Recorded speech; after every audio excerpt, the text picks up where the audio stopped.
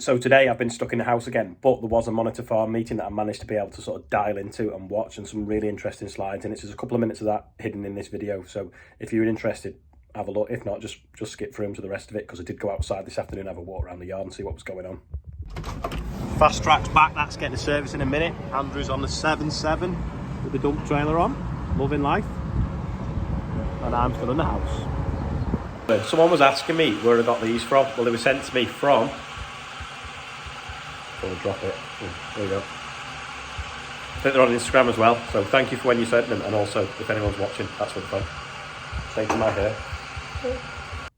Michelle from AHDB has sent me the login details, so I've managed to dial into the Monitor Farm conference that I can't get to because I'm not well, so I'm watching it from bed. Ideal. This is in history. The Indian government has subsidised the fertiliser by 90%. 1% round there, reduction in 18-19. So global fertiliser demand up 6% 2021. Look where it is, South Asia, Latin America, East Asia, North America. That was where the demand was. Just watching this now, and it's on about the price of fertiliser versus the price of grain. What's increasingly apparent is that you need energy to produce fertiliser, and then you need fertiliser to produce enough food to feed everyone. So basically, energy prices have doubled, tripled, and food prices have gone up sort of 20%, 30% maybe. So it's apparent that food is relatively cheap to the developed world. And someone I was watching yesterday, it was saying that 6% of the American income is spent on food, whereas some other countries like Nigeria, it's 60%. So it just shows you that I think the developed world's in for a shock of food inflation, I think. No matter how much or how little nitrogen you put on, that yield has been capped simply because you've got low pH levels. And it can work the other way on high pH. This is why we put lime on the other day, because it's the limiting factor for nitrogen use. Currently it supports half the global production. This is what you could have your yield with no nitrogen. So sort of 4 tonnes and 9.86 with fertiliser, or 10.34 with sulphur added. An extra 40 kilos. And then we just added another 40 kilos of nitrogen. This is the work that so 40% of the yield really. That's a field where they didn't put any fertiliser in the middle there. I was doing a bit of work in potatoes and looking at soil. Available on our website. Ammonium nitrate is up 207%. This is an interesting slide. This is what it'll cost you to feed your grain this year, depending on when you bought your fertiliser. Per hectare higher. Those costs are. So I encourage you all to go away and have a look at it. And 2.5 oilseed rape. So on the HDB website there is a fertiliser price calculator that you can go on, work out the optimum amount to put on. That's what it looked like. You can compare different things together. It will give you. Might want to pause that, or maybe put the link below actually. Nitrogen fertiliser adjustment calculator. I always love this slide. Loads of people use it. So you can see the barrel there. If one of the boards is broken, which might be one of the nutrients, that's your limiting factor of yield. So just one thing's lacking, nothing else is worth putting on basically. That's what the next one is, land drainage, hopefully on better for them. So that is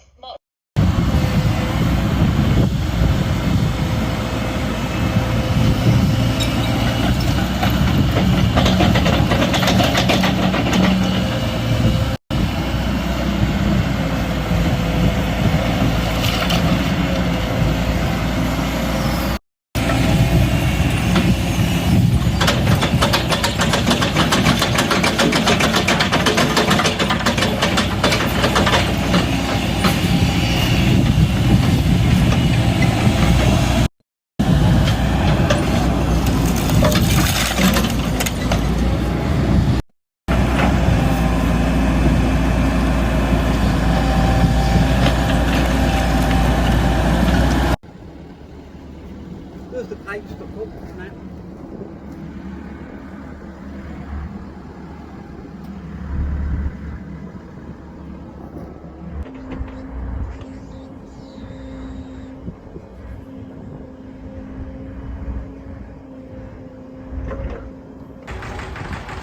steam train starting up. Oh no, it's the 1690.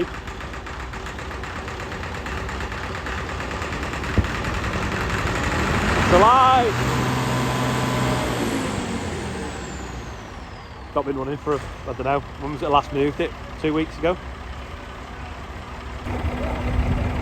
Smells lovely, that. Just having a quick walk up the yard, stretch my legs, keeping away from everyone. Does sound good though. See, now we get plumes of urea coming out of tractors, not diesel fumes. Look at the light coming through the shed, on the hitting the smoke. I'm just going to move the... Sorry, Robin's going to move the MB track now as well. Just needs a bit of a jump start. When he finds the ignition key. I have to edit this. By the way, I'm some miles away. Not working.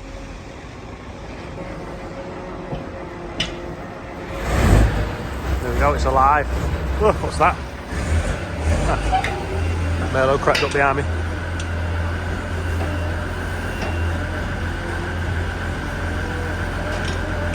Just quickly before I forget, we get stuff sent to us. Actually, this was 2 sample hats and got a yellow sticker on saying the postage is wrong.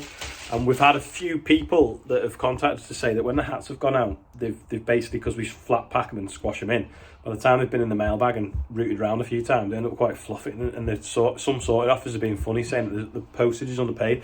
So if anyone has had a problem, please send an email to the email address on the website, because otherwise I'll lose it in all the inbox of other messages and Christine will sort it out. So thanks for that, and sorry if your hat's been delayed. Low loader's just here in the yard. Looks mint, we washed it the other day, and I am really pleased with it. But the hubcaps are starting to rust already. It's only 6 months old. Got a roof that we think's a bit dodgy, so the lads are just going to go up there now with a cherry picker basket and quickly put a ratchet strap round it to make it extra secure, because we've got this massive storm coming. The workshop's looking a lot cleaner. They finished that off there, turned everything up the other way up, put the bikes up there out the way and other random things. They've nearly finished off that corner there. They've obviously just been doing this every time it rains between other jobs. And we've now got the draining machine in because we've got some draining to do. So they're just getting that ready now. There's a grease nipple down here somewhere. They have to take one of them grub screws out. Screw a grease nipple and that greases that bottom bearing, because that lives in the trench. You can't leave a nipple on it because it gets knocked off. We put this mod on it last time we used it as well, with a shear bolt on this box to protect anything here breaking, because we did snap that off once. It's evolved over time. This is one of the first of this model, so there's been a few upgrades. So they've got the guard open now, checking all the chain tensions, getting it all lubed up. Going to check the lasers working as well. That's already on. Check we've got enough shear bolts and different things like that, because the last thing you want to do is, when you're on the far side of a muddy field, find that a shear bolt goes. The other thing as well I need to show you is how it works. So I don't know if you can see, but it's basically a huge chainsaw. So you've got these teeth on that cut a groove in the ground. And this is what you call a pipe box.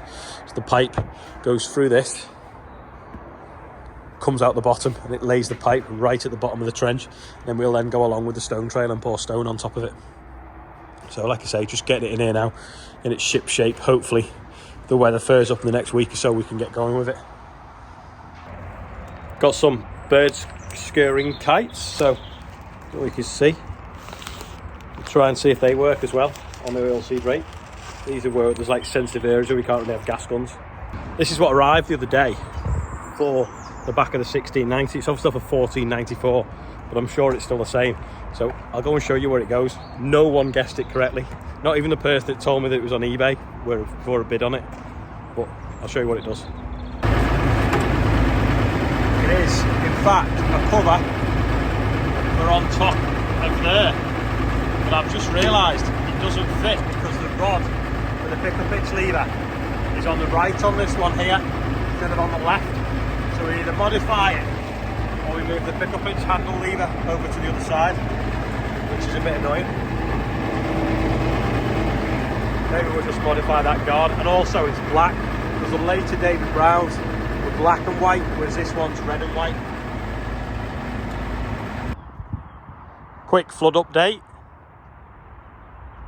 It's got a bit bigger than yesterday. We've only had 3/4 of an inch of rain in the last 7 days. So that's just terrible. They can't cope now. They must just be completely worn out.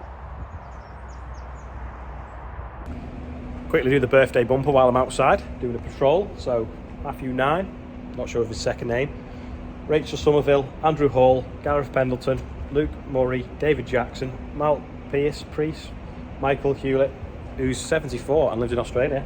So happy birthday to everyone on the bumper today, and if it's not your birthday, happy birthday. That is probably about it for today. We're sort of bracing ourselves for this big storm tomorrow. I've been inside most of the day, just come and had a quick look around the yard because I'm bored. Hopefully the COVID will be gone pretty soon. I don't know what everyone else has been up to today, but it'd be interesting if you tell me what you've been doing today, because you sort of know what I've been doing, because then that way, when I'm bored tomorrow, I can read through what everyone was up to today, or maybe tonight. So thanks for watching. Don't forget to like and subscribe if you've got this far, and tell me what you've been doing today. I'm around 85% today because I do feel a bit better. So how are you feeling and what have you been up to?